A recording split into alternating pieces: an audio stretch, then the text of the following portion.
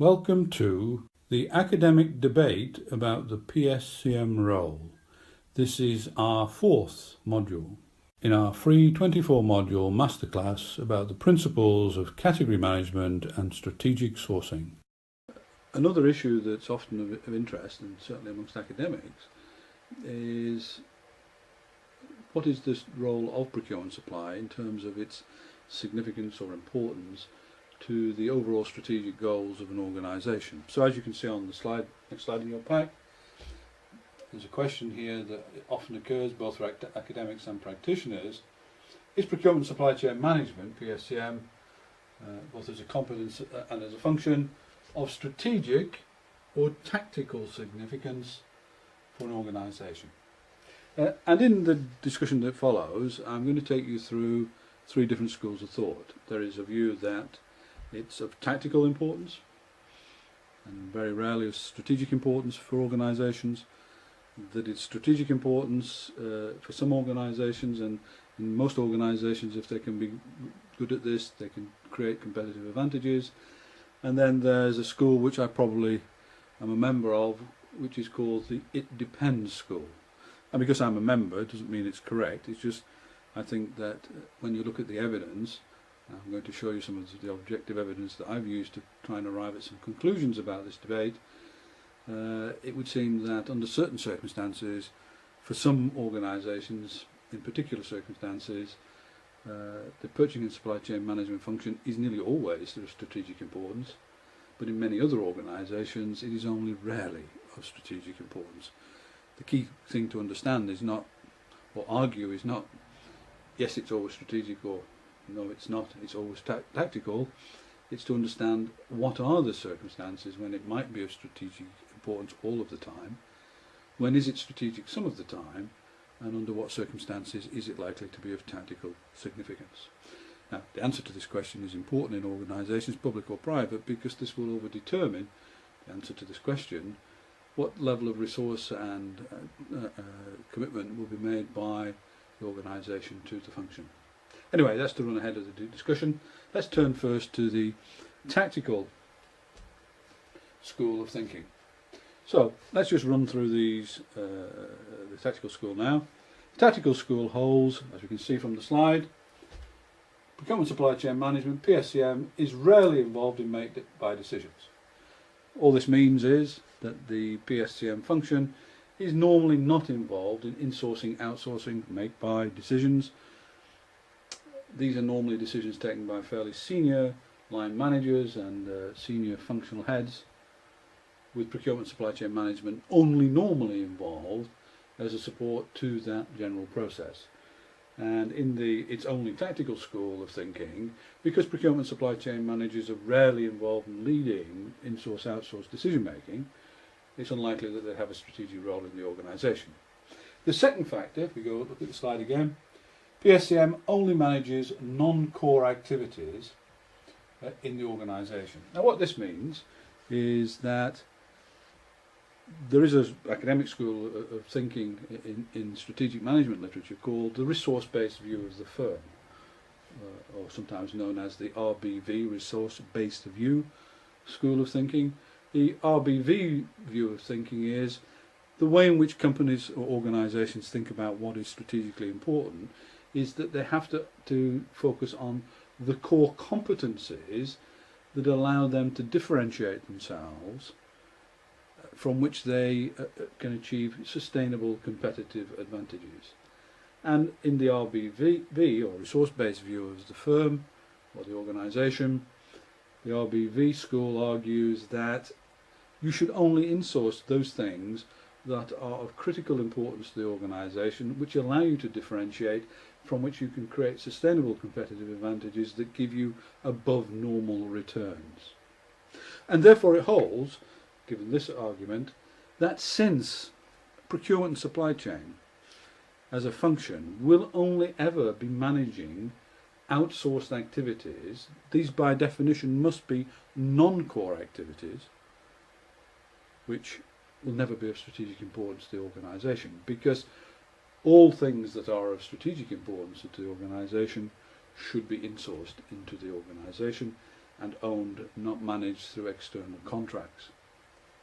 So, if this is the case, the argument runs, procurement supply chain can only be fulfilling a tactical role for the organisation.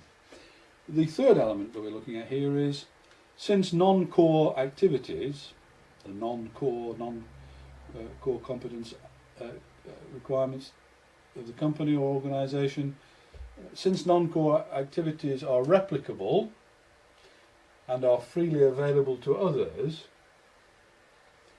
since they are replicable, easily achievable and manageable by others, they're never going to provide the basis for a competitive advantage.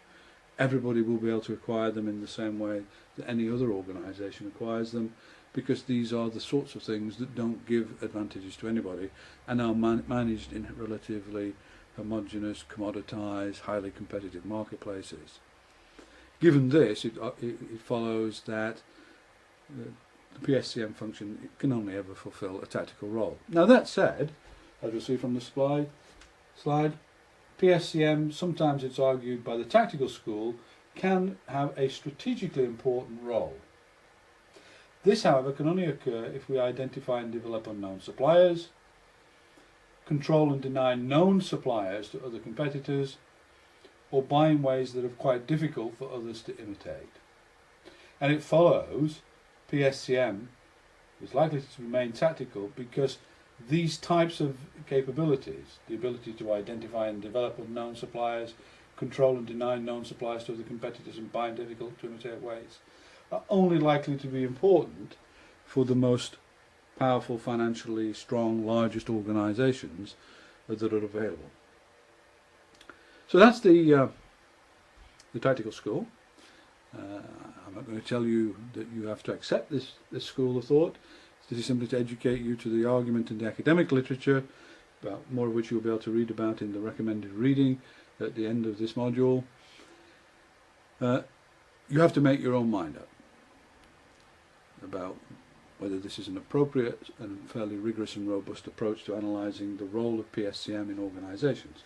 Intuitively, most procurement professionals don't like it because they like to think that they're strategic, and therefore they don't like to support this point of view. Interesting thing is, most academics in the procurement supply chain academic area tend to take this viewpoint. They tend to argue that when you analyse it, actually most of the time procurement's an operationally important activity, but it's only providing tactical support to the organisation. So, what about those who think it's strategic? So, if we look at our next slide, the strategic school holds that, first of all procurement supply functions are not the same. So, what do we mean by this? Well, you may be a procurement professional from a very small local authority, local government. You may be a procurement professional from a very large financial services company, or a big oil and gas company, or a major manufacturer of manufactured goods and services. You are competing with people if you're in the private sector, or you are being compared with, in the public sector, practitioners who are working in similar types of organisations. The strategic school argues that organisations have different cultures and capabilities, and all procurement functions are not the same, even though they're in similar organisations or circumstances.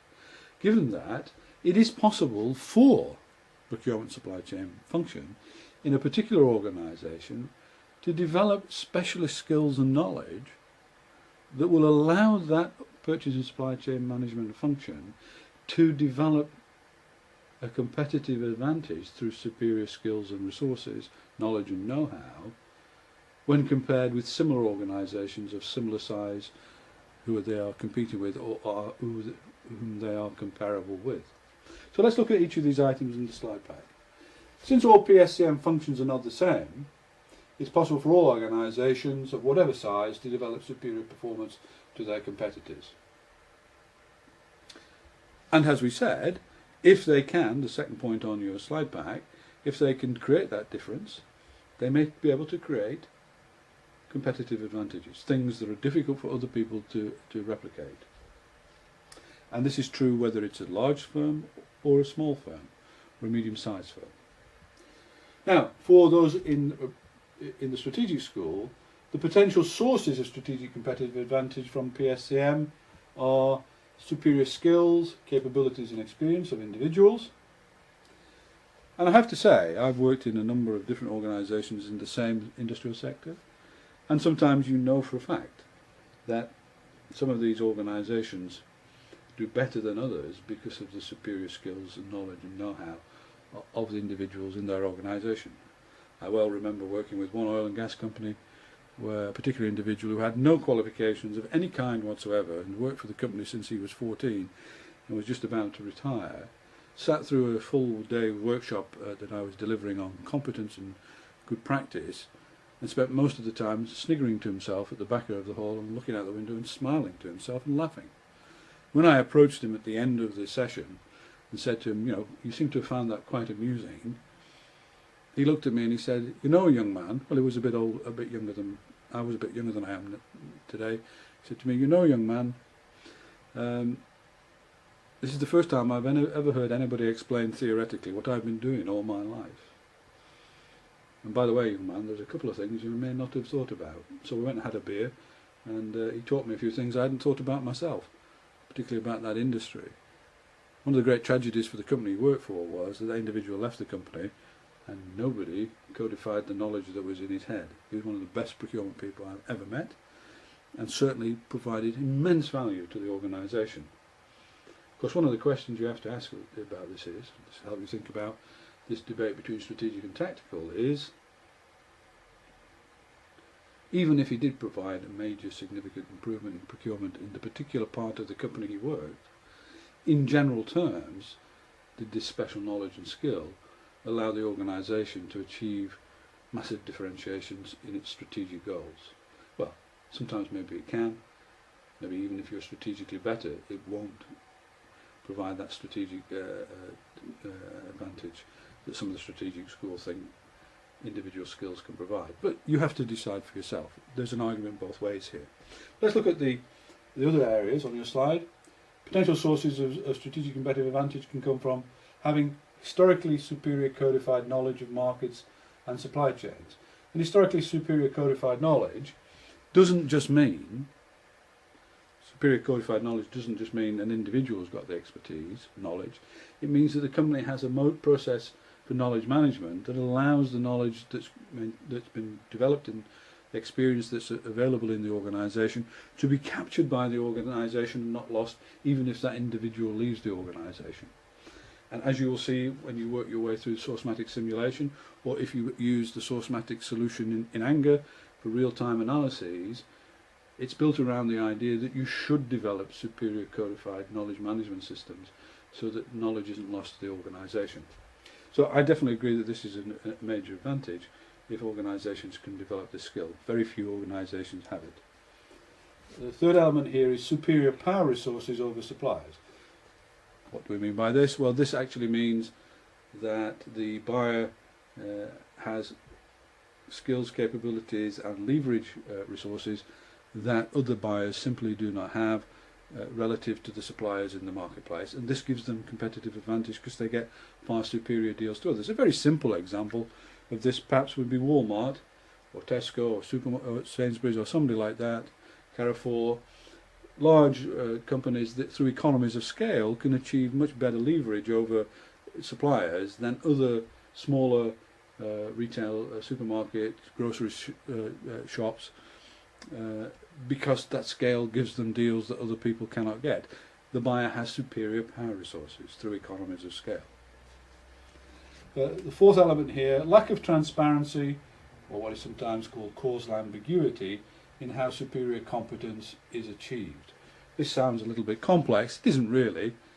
Sometimes somebody does something and they do it really well, but they can't explain to you how they do it. Or if they tried, it's too difficult to understand, or they can't articulate exactly what they do or how they do something. A classic example would be, say, somebody who's a great artist, or somebody's a great stonemason. Some people are clearly better artists or stonemasons than others, although obviously there's some subjective views about this. But generally speaking, we would all agree that some people have superior skills in the delivery of things than others. But sometimes those individuals couldn't tell you why it is that they do what they do better than other people. And this is what we mean by causal ambiguity, or a lack of transparency. It isn't obvious why somebody does something and it is better and superior to what somebody else does. Some people have just got it and some people can't pass it on to somebody else. This is causal ambiguity. We can't understand the causation easily. If you can create causal ambiguity in what you do and make it difficult for people to replicate, this gives you a potential competitive advantage. And then related to this is the fifth element here, high costs of replication of a competitor's superior procurement competence. So in other words, somebody can develop the competence, but the costs of doing it, even though it's transparent, you can see what they've done, are so high that you can't ever replicate what they do because you simply don't have the resources. But if you have these capabilities, it's argued by the strategic school that you definitely can provide things that other people can't replicate, even for non-core activities. And if you can do that, and it helps your bottom line performance, or whatever it is you're being measured against in strategic terms, in the public sector, value delivery to customers or clients, then you'll provide strategic advantages to the organisation. So, two schools. I'm sort of in the it depends school.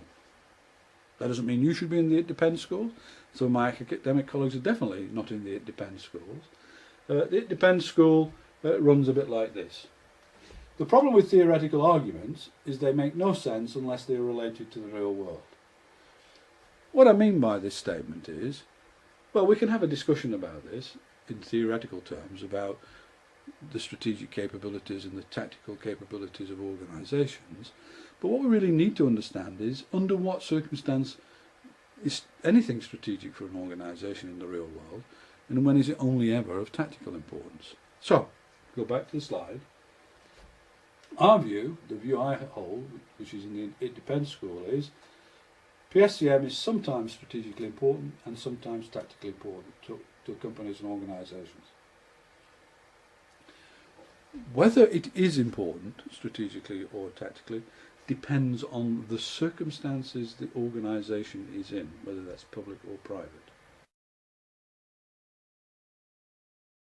Thank you for watching this video, and we do hope you found it of interest and value. A more advanced discussion of the issues is provided in the following reading material, and especially in Sourcing Portfolio Analysis by Andrew Cox.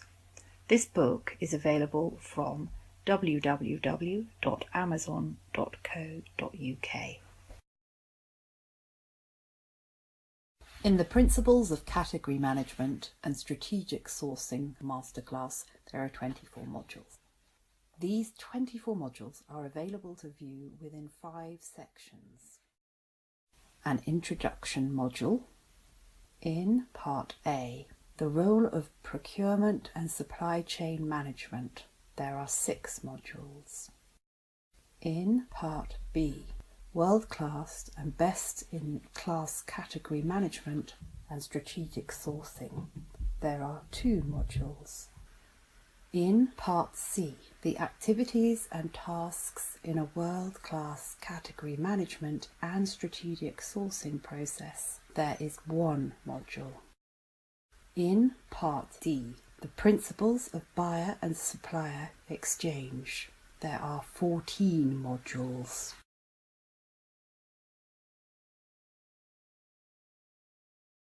For those interested in reading more widely about the topics in this masterclass, the following articles and books are recommended.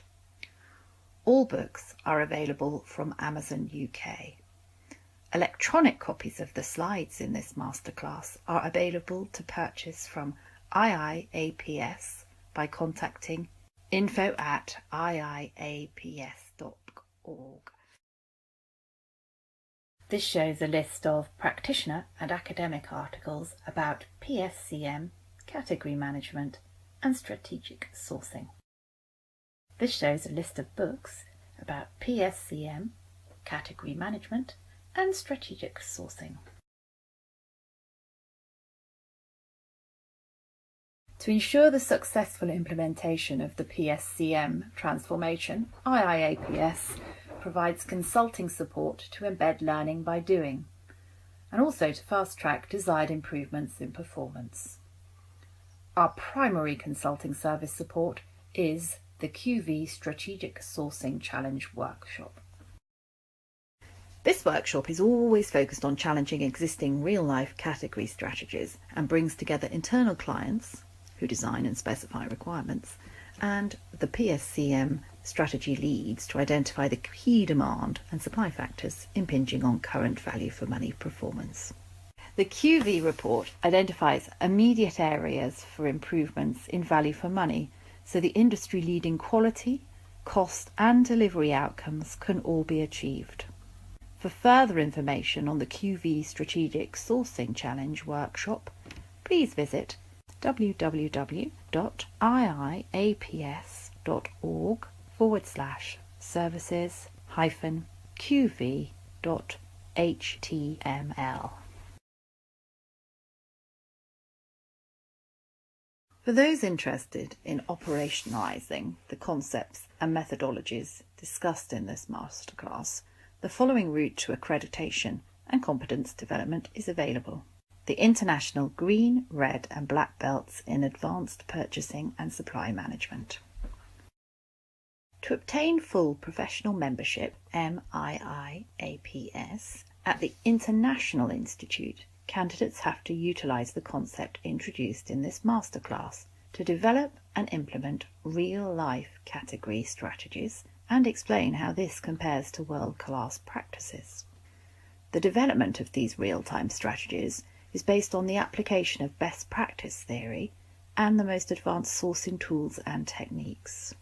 Green Belt membership, awarded after successful completion of an initial category sourcing strategy supported by IIAPS staff. Red Belt membership, awarded after unaided satisfactory completion of a second real-life category sourcing strategy. Black Belt membership, awarded after unaided satisfactory completion of a third real-life category sourcing strategy. For further details about studying for these advanced international qualifications, download the brochure at www.iiaps.org/media-brochure.html.